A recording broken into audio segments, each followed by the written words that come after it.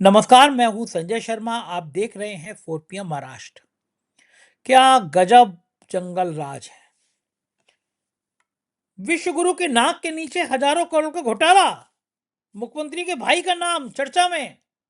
कोई सफाई देने को नहीं राजी कि मुख्यमंत्री के भाई हैं या नहीं। सारा खेल ताश के पत्तों की तरह बिखर गया है। एक के बाद एक कुकर्म सामने आ रहे हैं। आम आदमी पार्टी के नेता सौरभ भारद्वाज ने एक एक करके पत्ते खोले हैं। चलते हैं उनके पास, रोचक बातचीत है, जरूर सुनिएगा। 4 PM न्यूज नेटवर्क में बहुत बहुत स्वागत है सौरभ भारद्वाज जी आपका। और मुझे आपकी याद इसलिए आई कि मैंने आपका एक पोस्ट देखा जो आपने दिल्ली की महान मुख्यमंत्री रेखा गुप्ता जी के प्यारे प्यारे कारनामों के लिए बोला था। साइकिल का आपने जिक्र किया और मुझे ऐसा लगा कि आपने शायद साइकिल की कोई कंपनी खोल रखी है जिसकी इतनी जानकारी आपको कैसे मिल गई, तो साइकिल बनाने वालों को भी नहीं मिलती। तो मैं उस पर रिसर्च कर रहा था, तब तक मेरे पास कुछ मैंने दिल्ली में जब पूछताछ शुरू करी तब पता चला कि एक 650 करोड़ रुपए का एक और भ्रष्टाचार हुआ है और वो हेल्थ में है। और मजे की बात यह है कि बड़ा प्रभावशाली आदमी है, उसने कहा भाई मेरा नाम सामने नहीं आना चाहिए।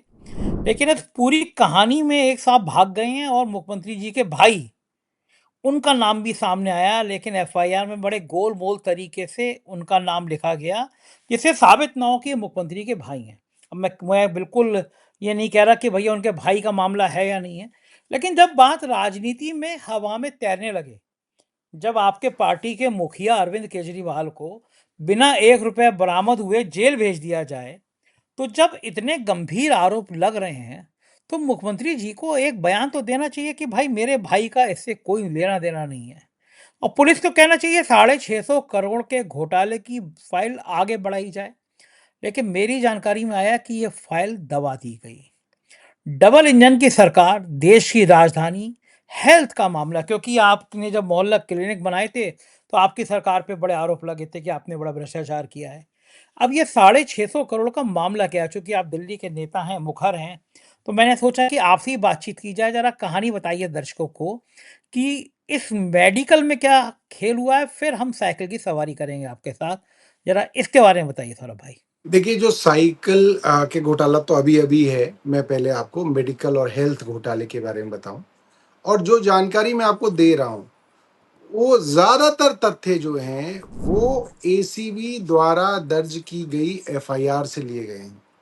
वो एफआईआर ये कहती है कि दिल्ली सरकार के कुछ बड़े अफ़सर और उनके साथ कुछ लोग एक वेंडर के साथ उन्होंने मिलीभगत करके एक ऐसा पूरा का पूरा सिस्टम, एक पूरा का पूरा कार्टेल बनाया कि वो वेंडर जिसका नाम राजीव रंगीला बताया गया, वो मिडलमैन भी कहा गया उसको, वो तय करता था कि जो सरकार टेंडर देगी उसकी स्पेसिफिकेशन क्या होगी। और वो स्पेसिफिकेशन इस तरीके से बनाई जाती थी कि जो राजीव रंगीला ने जो कुछ कंपनियां बना रखी थी, शेल कंपनियां बना रखी थी, वो सभी टेंडर लगभग सभी जो है राजीव रंगीला की कंपनी को मिलते थे। चाहे सरकार को ओआरएस खरीदना हो, चाहे सरकार को पोर्टेबल एक्सरे मशीन खरीदनी हो, चाहे सरकार को सी आर्म मशीन खरीदनी हो, चाहे सरकार को चादरें खरीदनी हो, इन सब के अंदर एसीबी कहती है कि ये जो है राजीव रंगीला और इनके साथ ये हेल्थ डिपार्टमेंट के बड़े बड़े लोग शामिल थे। अब हम पहले दिन से ही कह रहे हैं कि भाई राजीव रंगीला को क्यों नहीं पकड़ रहे आप? राजीव रंगीला को तो पकड़िए जो मास्टरमाइंड है। मगर एसीबी इसके ऊपर बिल्कुल चुप रही। कुछ दिनों तक ये बोलते रहे नहीं जी हम पकड़ लेंगे, हम पकड़ लेंगे, और अब ये बात अखबारों में लिखी जा रही है कि वो शायद जो है विदेश भाग गया है। तो आपका जो मेन, जो आपका जिसको आप मास्टरमाइंड बता रही है एसीबी खुद, उस एसीबी ने उस मास्टरमाइंड को नहीं पकड़ा। डॉक्टरों को, डीजीएचएस को, सीनियर अफसरों को पकड़ के तो जेल में डाल दिया, उसको 1 से ज्यादा महीना हो गया, मगर मास्टरमाइंड को छोड़ दिया। तो हमारा ये आरोप शुरू से ये है कि जानबूझ के इस मास्टरमाइंड को इसलिए छोड़ दिया गया क्योंकि अगर ये पकड़ा गया तो कई बड़े बड़े राजनीतिक लोगों के राज भी खुलेंगे। क्योंकि आप ये बात समझते हैं, आप पत्रकार हैं, हम राजनीतिक लोग हैं, हम ये बात समझते हैं कि 650 करोड़ रुपए का घोटाला अगर हुआ है तो किसी डॉक्टर या डीजीएचएस की औकात नहीं कि इतना पैसा हजम भी कर जाए। वो हजम ही नहीं कर सकता वो डॉक्टर इतना पैसा। और पूरी सरकार की नाक के नीचे हर टेंडर, और कैसी मतलब ग्लेयरिंग चीजें हो रही हैं। जो चद्दर एसीबी की एफआईआर कहती है जो चादर 150 रुपए की एम्स में मिलती है, एम्स खरीदता है, वही चादर दिल्ली सरकार ने 450 रुपए की खरीदी। और कितनी खरीदी? 16.5 लाख चादरें खरीदी। आप सोचिए, अरे साढ़े बाप रे, सोलह लाख 3 गुना चादरें रेट, 3 गुना रेट। मतलब 3 गुना रेट तो है ही, और इतनी भारी मात्रा में खरीदी जैसे कि अगर एक 200 बेडेड अस्पताल है तो उसके लिए 10,000 चादर खरीदेगी। अब आप 10,000 चादरों को क्या करेंगे? पूरे अस्पताल में टांग देंगे क्या? उनको जमीन पे बिछा देंगे? करोगे क्या आप इतनी सादे? तो आपने, क्योंकि एक कमीशन उसके अंदर मोटा कमीशन तय था, इसलिए आपने भारी मात्रा में खरीदी। उसी एफआईआर में आरोप है जो ओआरएस का पैकेट 2.5 रुपए का मिलता है सरकार को, वो ओआरएस का पैकेट 15 रुपए का सरकार ने खरीदा। जो अरे बाप रे। पोर्टेबल एक्सरे मशीन, वो कंपनी, वही कंपनी उस पोर्टेबल एक्सरे मशीन को बाकी सरकारों को 10 लाख रुपए की देती है, वही एक्सरे मशीन दिल्ली सरकार ने 33 लाख रुपए की खरीदी है, 3 गुना ज्यादा दामों में। और सुनिए, बाप रे। टेंडर हुआ 2 मशीनों के लिए, तो बड़ी बड़ी कंपनियों ने भरा ही नहीं वो टेंडर, ये सोच के कि 2 मशीनें कौन खरीद बेचेगा, छोड़ो यार जाने दो। एक छोटी कंपनी जो राजीव रंगीला ने बनाई थी उसने भरा, 33 लाख का रेट दिया, और सरकार ने 2 की जगह 448 मशीनें खरीद ली उससे। अरे बाप आप रे। सोचिए, टेंडर 2 मशीनों का हुआ और खरीदी आपने 448 मशीनें, तो सिर्फ आप एक्सरे एक्सरे मशीन में आपने 100 करोड़ रुपए का खेल कर दिया। तो इस स्तर की, मतलब 45 करोड़ की मशीनें आपने 148 करोड़ रुपए में खरीदी। 103 करोड़ तो सीधे सीधा कमीशन खोरी के आरोप जो है एक्सरे मशीन में ही लग गए। दवाइयां थी, 100 करोड़ की दवाइयां खरीदी गई। बताया जाता है उस एफआईआर में 400 करोड़ रुपए में, यानी कि 300 करोड़ का कमीशन खाया गया। ये एफआईआर कह रही है, एसीबी की, मैं नहीं कह रहा। और उसके अंदर जो जांच है वो लगभग जो है फिलहाल ठप पड़ी हुई है, क्योंकि अब आप देखिए कई दिनों से अखबारों में उसके बारे में कुछ नहीं आ रहा है। बिल्कुल जो है अखबारों वालों से मेरी बात होती है, वो कहते हैं एसीबी कुछ बता ही नहीं रही है, कुछ जांच आगे बढ़ ही हम्म। नहीं रही है।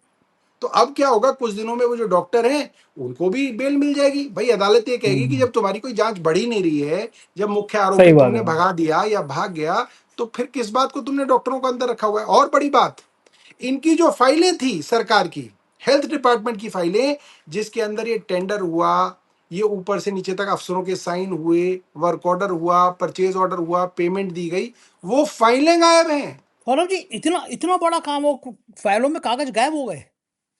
पूरी की पूरी फाइलें ही गायब हो गई संजय जी, फाइलों के कागज नहीं। अब आप सोचिए, दिल्ली सरकार के हर ऑफिस के अंदर 24 घंटे सीसीटीवी चलता है, बाहर हम्म। चौकीदार रहता है, रात को ऑफिस बंद भी करा जाता है तो भी चौकीदार सोता है वहां पे।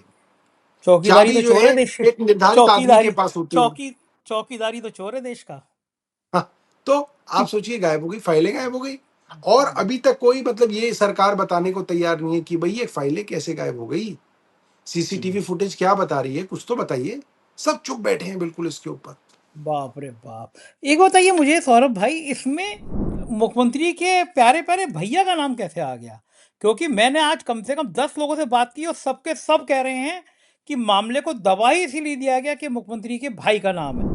हालांकि आरोप पुष्ट तो नहीं है, लेकिन अगर ये चर्चाएं हैं, आशंकाएं हैं, तो मुख्यमंत्री को सफाई देनी चाहिए। और मामले को जो दबाया गया, तो कहीं ऐसा तो नहीं है रंगीला जी ने सबको ही रंग में अपने रंग दिया हो, तो मामले को दबाया जा रहा हो। देखिए, इस तरीके की बातें हमारे कान में आई, मगर क्योंकि कोई बहुत पुख्ता हमारे पास इसको लेके सबूत नहीं आए, इसलिए हम इस बात को कह नहीं पाए। और मैं एक बात और बताता हूँ, ये जब मामला पहली बार मेरे पास आया तो हमें भी नहीं मालूम था कि इसके अंदर जो है वो नाम कौन है। यहाँ तक कि उसके ऊपर मैंने बाकायदा प्रेस कॉन्फ्रेंस की है। हम्म। हम्म। इस प्रेस कॉन्फ्रेंस में हमने बताया कि कोई राजीव अरोड़ा हैं जो हम्म। मेडिकल सप्लायर हैं, वेंडर हैं, और हम्म। उनकी पत्नी ने लक्ष्मीनगर थाने के अंदर एफआईआर दर्ज कराई, और पुलिस ने बाकायदा एफआईआर दर्ज की है, ये कह के कि उनके घर रात को करीब 10 बजे कोई पंकज जैन नाम के आदमी आए, हम्म। और उन्होंने ये कहा कि साहब, हमने आपके पति की कंपनी को मेडिकल के अंदर जो है, हेल्थ के अंदर जो है ठेके दिलाए हैं, और हमारे कमीशन को लेके कुछ जो है उनका लेन देन का मामला है। और उसके बाद कुछ गाली गलौज, कहासुनी की बात भी उस एफआईआर में दर्ज है। मगर जब मैंने ये एफआईआर पढ़ी और इसके हम्म। ऊपर प्रेस वार्ता की, तो संजय जी मुझे नहीं मालूम था कि जो राजीव अरोड़ा जिसका जिक्र इस एफआईआर में किया है, वो राजीव रंगीला एक ही आदमी है।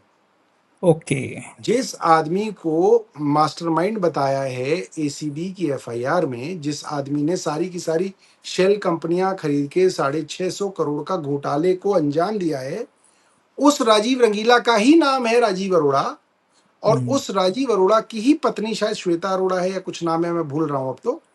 अ, हम्म। उनकी तरफ से एक एफआईआर दर्ज है और हम्म। उसमें एक प्रदीप नाम के आदमी का जिक्र आता है कि वो ये कहते हम्म। हैं कि पंकज, उनकी पत्नी एफआईआर में ये कह रही हैं कि ये जो पंकज जैन उनके घर आए, उन्होंने बोला कि जो प्रदीप ने आपको ठेके दिलवाए उसके कमीशन के लेन देन को लेके कुछ झगड़ा है।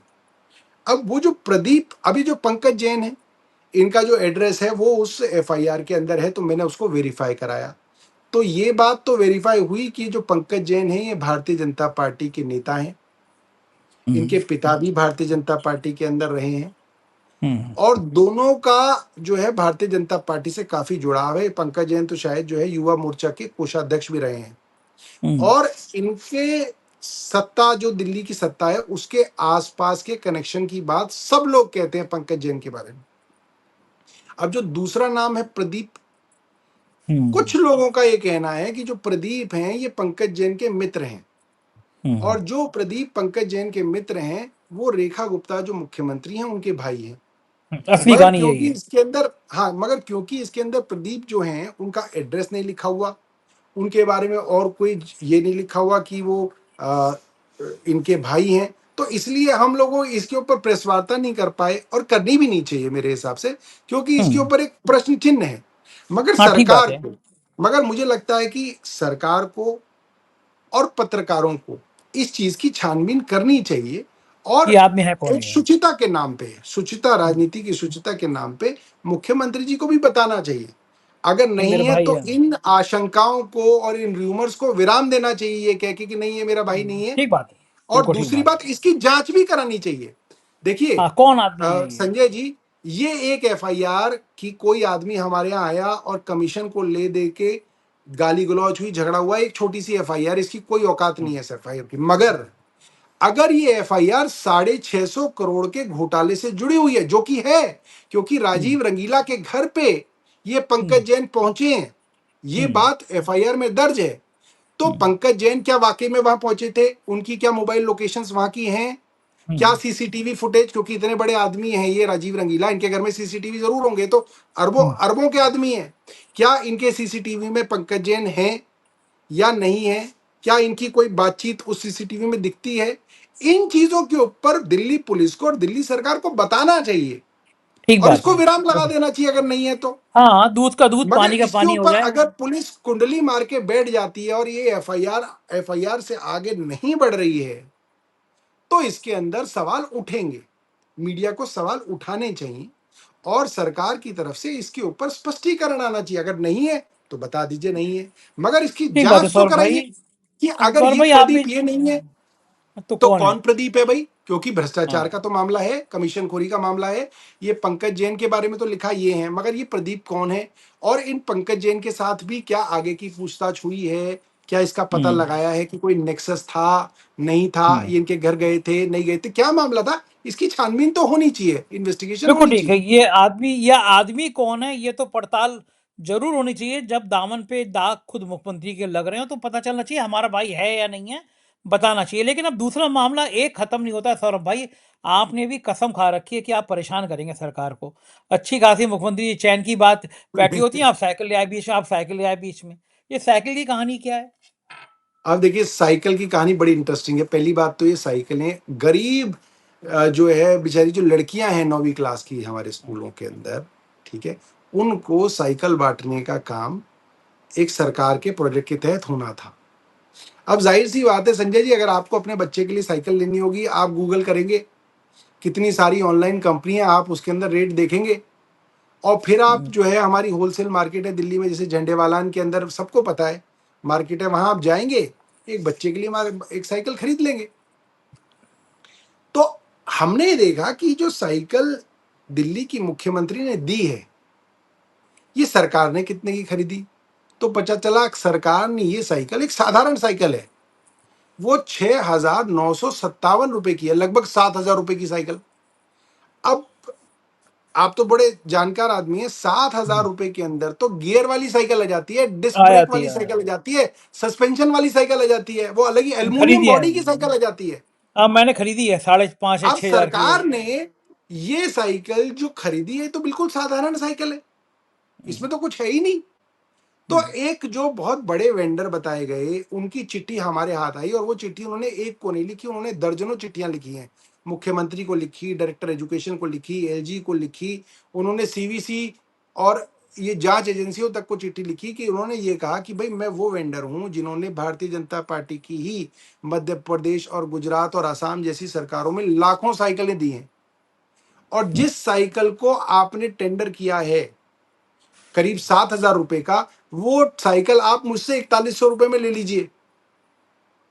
वो आदमी 4100 रुपए की साइकिल दे रहा है जो आप 7,000 रुपए का टेंडर कर रहे हैं, और जो टेंडर किया उसमें भी वही आरोप है जो हेल्थ डिपार्टमेंट के टेंडरों के ऊपर आरोप लगाया, वही मोडस ऑपरेंडी है कि टेंडर की कंडीशंस ऐसी बनाई गई हैं कि आप जिस आदमी को पहले से सोच के बैठे हैं, आपका जो प्रिफर्ड वेंडर है, उसी वेंडर को वो ठेका जाएगा। उसके अंदर भी ठेके के अंदर कुछ ऐसी पेचीदगियां लाई गई कि 4,000 रुपए वाली साइकिल 7,000 रुपए वाले में खरीदी जा रही है। और कितनी खरीदी जा रही है? 1,30,000 साइकिलें। हाँ, तो बाप अगर रे आप बाप। सोचिए 3,000 रुपए का ये कमीशन भी मैं यहाँ पे पकड़ लूं, तो आपका जो भी खा रहा है, मुझे नहीं पता कि किसने खाया क्या नहीं खाया, तो करीब 36 करोड़ रुपए का कमीशन हो गया। मतलब आपने 90 करोड़ रुपए का सामान खरीदा है और उसके अंदर 36 करोड़ के कमीशन के जो है आरोप लग रहे हैं। मतलब ये तो मतलब बड़े बड़े कमीशन खोरों को पीछे छोड़ दिया अगर ऐसा हुआ है तो। और ये चीज सरकार बता नहीं रही है, हम बार बार सरकार से पूछ रहे हैं। जैसे सरकार की तरफ से एक प्रेस कॉन्फ्रेंस की गई और उसमें कहा गया नहीं साहब 4,000 रुपए की तो साइकिल आती है, मगर हमारा मॉडल बड़ा उत्तम है। तो भैया मॉडल ही बता दो। संजय जी, हम 2 दिन से सरकार से वीडियो बना के प्रेस कॉन्फ्रेंस करके रेखा गुप्ता जी को टैग करके पूछ रहे हैं, आशीष सूद जो इसके मंत्री हैं उनको टैग करके पूछ रहे हैं, भैया वो मॉडल बता दो सरकार कि वो हीरो का कौन सा मॉडल है जो आपने 6,957 रुपए में खरीदा। सरकार मॉडल बताने के लिए तैयार नहीं है। क्यों नहीं है? क्योंकि जैसे ही मॉडल बताएंगे, आप और मेरे जैसे लोग गूगल के अंदर डालेंगे और देखेंगे अमेजन में कितने की है, स्नैपडील में कितने की है। अगर वो अमेजन के अंदर एक साइकिल संजय शर्मा जी के बेटे के लिए 6,500 रुपए की आ रही है, तो मैं अंदाजा लगा सकता हूं कि थोक में जब मैं वो 1,30,000 साइकिलें हीरो से डायरेक्ट खरीदूंगा, तो जाहिर सी बात है 5,000, 4,500, 4,000 रुपए में आनी चाहिए। तो इसीलिए सरकार मॉडल तक नहीं बताना चाहती, क्योंकि सरकार इसको लेके डरी हुई। सौरभ जी, डबल इंजन सरकार में तेल भी डबल खर्च होता है। प्राइम मिनिस्टर वहां बैठे हैं, उन्होंने नारा लगाया था कि चौकीदार हूं, ना खाऊंगा ना खाने दूंगा। तो ये सब जो नहीं, दिल्ली में घटता है, उनके अड़ोस पड़ोस में घटता है, तो हमारे प्रधानमंत्री जी को पता चलता नहीं होगा ये? क्या आपको क्या लगता अब है ये अब आसानी देखिए, से? ये बात बड़ी हैरानी वाली बात है कि कल परसों ही खबर छपी अखबार में, 2 बार अखबारों में, अलग अलग हिंदी अखबारों में छपी है कि ये जो 650 करोड़ रुपए का हेल्थ घोटाला हुआ है, इसके लिए प्रधानमंत्री कार्यालय से प्रश्न उठने शुरू हो गए हैं। और क्योंकि कई सारे हेल्थ के स्कीम्स होती हैं, जैसे पोलियो उन्मूलन हो गया, और कई सारे बड़े बड़े प्रोग्राम्स होते हैं जो पूरे देश में रन किए जाते हैं। बताया जाता है क्योंकि आपने इसके अंदर दवाइयों में भी एक बड़ा घोटाला किया, तो वो स्कीम्स जो हैं सेंट्रल गवर्नमेंट की, वो प्रभावित हुई हैं। और अगर किसी भी राज्य के अंदर कोई हेल्थ स्कीम प्रभावित होती है, तो वो पूरे देश के लिए जो है वो प्रॉब्लम हो जाती है, क्योंकि वो वाली चीजें जो आपने बाकी जगह जिनका उन्मूलन कर दिया, वो अगर दिल्ली या किसी राज्य में नहीं होगा तो वो वापिस आ जाएगी। आपका करोड़ों रुपए सरकार का जो पूरे देश में खर्च हो रहा है वो खराब हो जाएगा। तो मैंने ये पढ़ा कि पीएमओ से इसके बारे में जानकारी मांगी जा रही है, मगर अगर कुछ हो नहीं रहा। बताया तो ये भी गया था कि ईडी के अंदर ये जांच चली गई है। कई बार अखबारों के अंदर छपा कि ईडी ने कागज मंगा लिए हैं, मगर साहब देखिए, ईडी ने अब तक छापा नहीं मारा।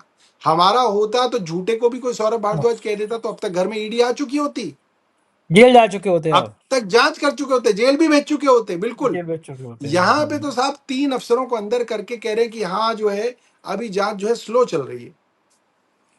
सौरभ भाई, अब आप लोग करेंगे क्या? देखिए, मीडिया को बहुत सारे काम है, अकेला आप ही का काम नहीं है। उसे अब्दुल की चूड़ी टाइट करनी है, उसे पाकिस्तान और मुसलमान का नाम आरापना है। तो आप ये तो भूल जाइए कि जो अपने आप को बड़ी मीडिया कहती थी, हालांकि बैंड बज गई है। एक बड़े चैनल से 100 150 लोग निकाल दिए गए हैं क्योंकि बजट गड़बड़ा गया। लोगों ने देख लिया कि इनको कोई देखता नहीं संजय है। जी, मैं आपको एक बात बताऊं, देखते तो हैं लोग उस मीडिया हम्म, को, हम्म, मगर जो हम्म, देखते हैं ना, हम्म, वो लोग हैं जो जो अब जीवन में कुछ करने, मतलब देखिए, मीडिया चलता है एडवर्टीजमेंट से। हाँ, एडवर्टीजमेंट वो कंपनी देती है जो कहती है कि जो आदमी एडवर्टीजमेंट देख रहा है वो कुछ खरीद भी रहा है, नहीं खरीद रहा। खरीद ये रहा है। जो कन्वेंशनल मीडिया है, ये अब वो लोग देख रहे हैं जिनको ना कुछ खरीदना है ना कुछ बेचना है। उनके घर तो बस ये ना, जैसे आपका सोफा रखा हुआ है, अलमारी रखी हुई है, ऐसे ही एक टीवी भी रखा हुआ है। जैसे पंखा चल रहा है वो टीवी चल रहा है, पूरे दिन चल रहा है। हम्म, वो पूरे दिन बस चल रहा है, रेडियो की तरह चल बज रहा रहा है। है। तो ये बड़े बड़े एडवर्टाइजर्स को भी समझ में आ गया है कि इन टीवी चैनल्स के अंदर जो आप ऐड दे रहे हैं, उसका कन्वर्जन नहीं हो रहा।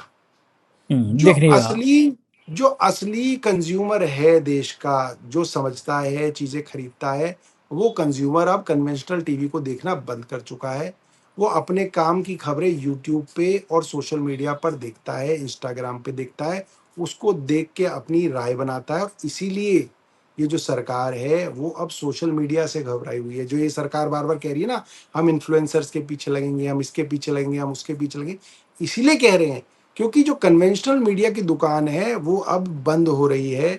अब ये आखिरी दिनों के अंदर ये दुकान चल रही है, और इनको इतना डर सरकार से लगता है कि सरकार से तो सवाल ये पूछते ही नहीं है। अगर आप बहुत कहोगे तो ये अपोजिशन से सवाल पूछ लेंगे।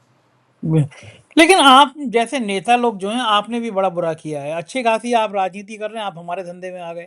हम लोग यूट्यूब नहीं से अपनी सर, मैंने रोजी रोटी यूट्यूब कमाते बंद थे, कर तो रखा है सर।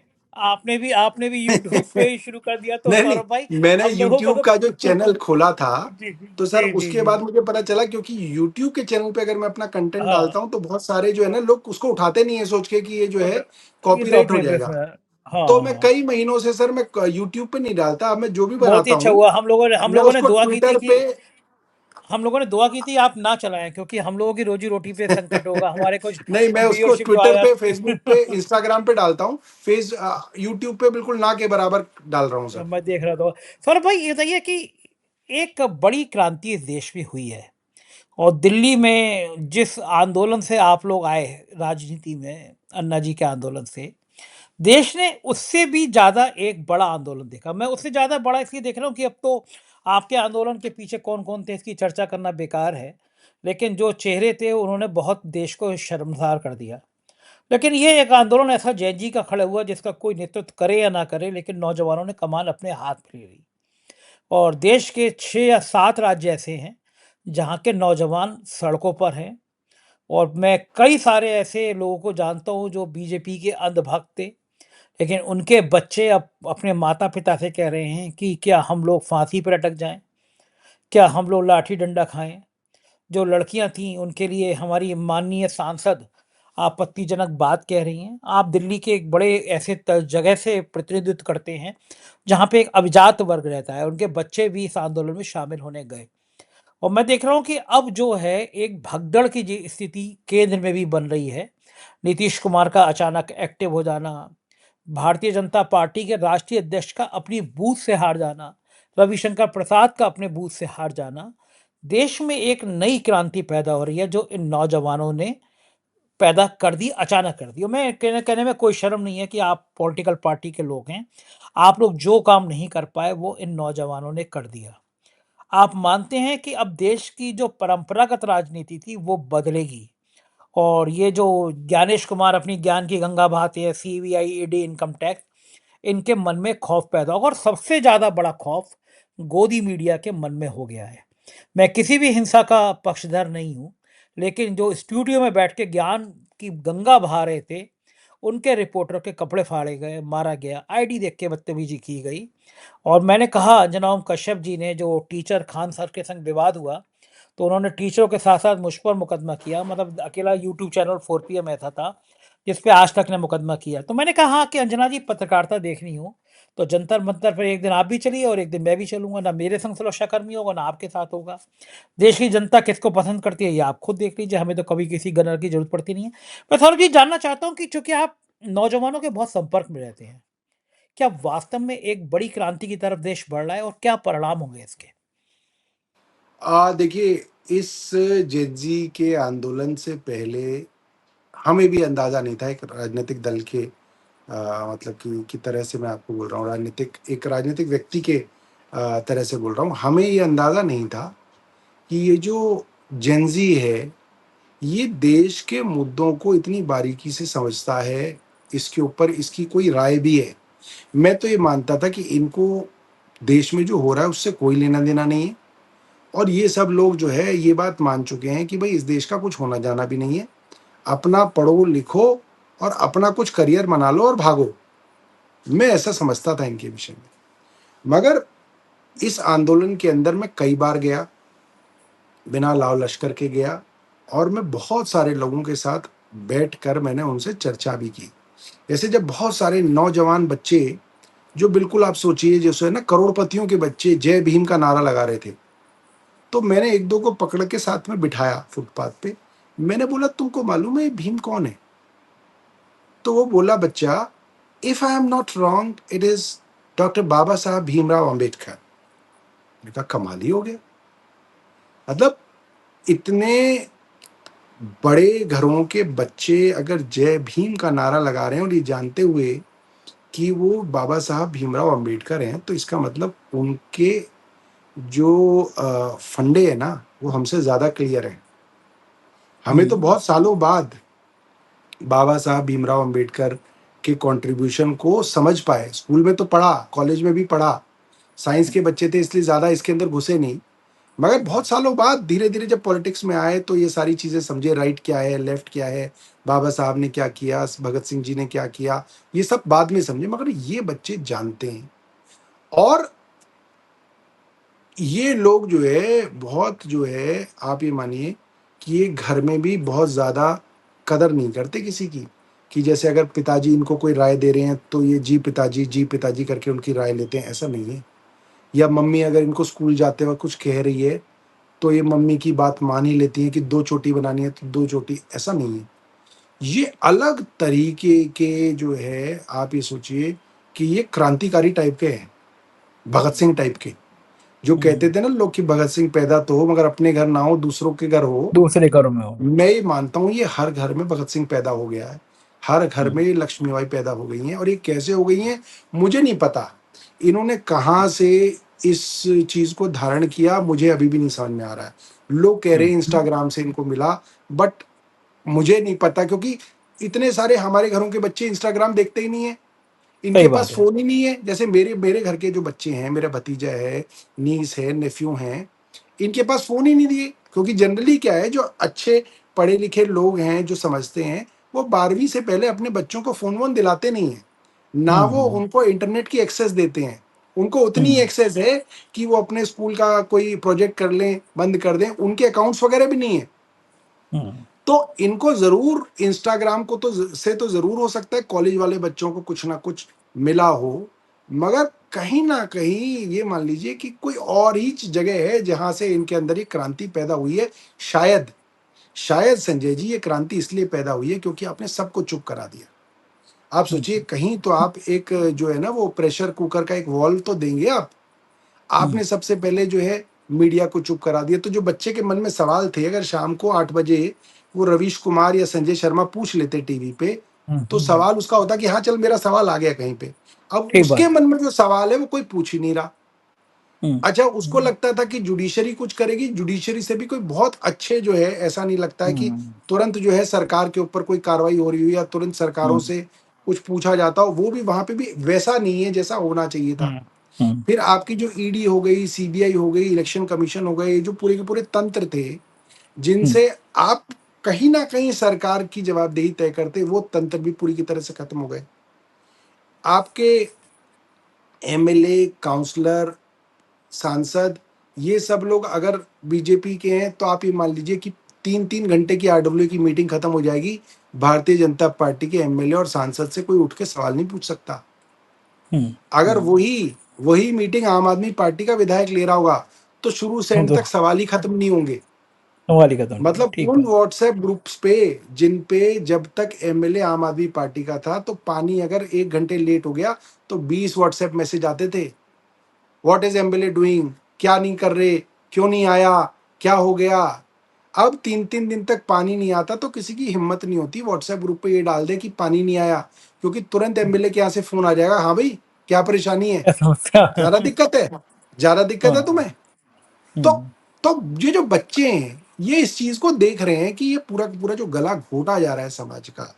अब उनके हाँ। माँ बाप तो डर रहे हैं कि हमारे यहाँ छापा ना पड़ जाए, हमारे ईडी ना आ जाए, मेरे घर पे जो है एमसीडी जो है बुलडोजर ना चला दे। मगर बच्चे को अभी कोई फर्क नहीं पड़ रहा, बच्चा कह रहा है देखी जाएगी। तो जो देखी जाएगी वाला जो बच्चे का जो दिमाग में चल रहा है ना, वो सरकार के लिए बड़ा खतरनाक है। और ये जितने भी मुकदमे करा रहे हैं, जितनी भी ये जो गाली गलौज चल रही है बच्चों के साथ, ये जो बड़े बड़े एडिटर छोटी छोटी बच्चियों के पीछे पड़े हुए हैं, जो ये हम्म। उनके घर पहुंच रहे हैं, जो उनसे हाथ जोड़ के माफी मंगवाई जा रही है, ये सब उस यूथ का गुस्सा बढ़ा रहे हैं। ठीक बात है, आपको बिल्कुल सहमत करना हूँ, ये था कि गुस्सा है। आपने इस्तीफा करा दिया, आपको अपना बड़प्पन दिखाना चाहिए था मोदी जी को कि भाई देखो तुम लोग परेशान थे, मैंने उसका इस्तीफा खत्म करा दिया, बात खत्म हो गई। इन्होंने बात खत्म नहीं की, इन्होंने माफ कहा कर दिया। तुम्हारी ऐसी की तैसी मैं करूंगा, और हम्म। ऐसे करूंगा कि तुम मेरे पे उंगली भी नहीं उठा पाओगे, मेरी आर्मी करेगी, मेरी ट्रोल आर्मी हम्म। करेगी, मेरे ये जो हम्म। बड़े बड़े चैनलों के एडिटर्स हैं और ये हैं पत्रकार ये करेंगे। तो ये आप सोचिए उन बच्चों को समझ में नहीं आ रहा क्या? आप जो कर रहे हो उनको हम्म। समझ में नहीं आ रहा? जिन बच्चों को ये पता था कि ये गोदी मीडिया और इसको हम बोलने ही नहीं देंगे, मतलब हम्म। हम तो पॉलिटिकल लोग हैं, हम में आज तक इतनी हिम्मत नहीं आई कि हम इस मीडिया को नकार दें और कहें कि तुमसे बात नहीं हम्म। करेंगे। हम कहीं ठीक ना बात है। कहीं अपने इस लालच में फंसे रहते हैं कि नहीं यार, अगर हम नहीं जाएंगे आ तो जाए। देखो हाँ। कांग्रेस चली जाएगी, अगर कांग्रेस नहीं हाँ। जाएगी तो देखो सपा चली जाएगी, हमारा स्पेस कोई दूसरा ले जाएगा। इस चक्कर में हम अपने स्पेस के चक्कर में लगे हुए हैं कि ठीक हमारा बात है, स्पेस कोई सहमत। ना खा जाए। मगर इन बच्चों को लगा कि भाड़ में गया स्पेस, हमें जाना ही नहीं, ना इनसे बात करनी, ना इन्हें घुसने देना। तो ये लोग, मैं हम्म। बता तो रहा हूँ, ये लोग अलग वायरिंग से हैं, इनका दिमाग की जो वायरिंग है वो अलग है। लेकिन जो हमारे मोदी जी के प्रिय सांसद हैं विदुड़ी जी, भूतपूर्व सांसद, तो वो कह रहे हैं कि ये बच्चे तो सब वही पंचर लगाने वाले हैं। मतलब नाम नहीं लिया उन्होंने, कह तो दिया ही उन्होंने कि मुसलमानों के बच्चे हैं, चिंता नहीं करनी। तो क्या ये इतने सारे पंचर जोड़ने वाले बच्चे आ गए थे क्या? देखिए, विधुड़ी जी जैसे सांसद ही दोबारा जेंजी का आंदोलन करवाएंगे। अगर ये ना होते तो बेचारे जेंजी वाले फिर घर ही ना बैठ जाएंगे। मगर जो बड़े आंदोलन के संकेत आप जो दे रहे हो वो इसीलिए तो होगा क्योंकि भारतीय जनता पार्टी में रमेश विधुड़ी हैं, टीवी चैनल में अमन अमन अरोड़ा है, क्या नाम है उनका जो भी है, चोपड़ा, अमन कंगना चोपड़ा कंगना हैं। और कंगना रनौत हैं। ये क्या नाम है, बड़े क्या नाम है रिपब्लिक वाले अर्नब गोस्वामी हैं। और जो है इनके जो यूट्यूब चैनल वाले बहुत सारे नए नए इन्फ्लुएंसर हैं। तो कंगना ये सब रनौत जी है, हैं। इसीलिए तो जेएनजी जो है दोबारा तैयारी कंगना करेगा। रनौत जी तो एक कदम लड़कियों के मामले में एक कदम और आगे बढ़ गई सांसद हो के। कगरा जी ने देखिए कितनी भद्दी बात की। अब आप सोचिए वो टीवी वो टेलीविजन फिल्म इंडस्ट्री में रही हैं, अगर ये जेंजी आ जाए अपनी पे तो कहाँ कहाँ से कौन कौन सी फोटो निकाल के डालेगा। डाल ही रहा है आप वो, समझ निकाल नहीं रहे निकाल कि के। आप इनको उकसा रहे हैं, आप बेवजह ठीक ही बात। इन्हें उकसा रहे हैं। हुँ।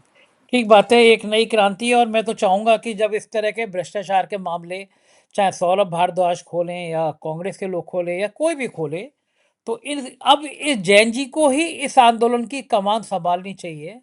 इन टीवी चैनलों के सामने जाके शांतिपूर्व गांधी जी के रास्ते पे चल के धरना देना चाहिए कि भैया ये साइकिल कांड हो गया करोड़ों रुपए का, इस पे जवाब क्यों नहीं दे रहा मिनिस्टर?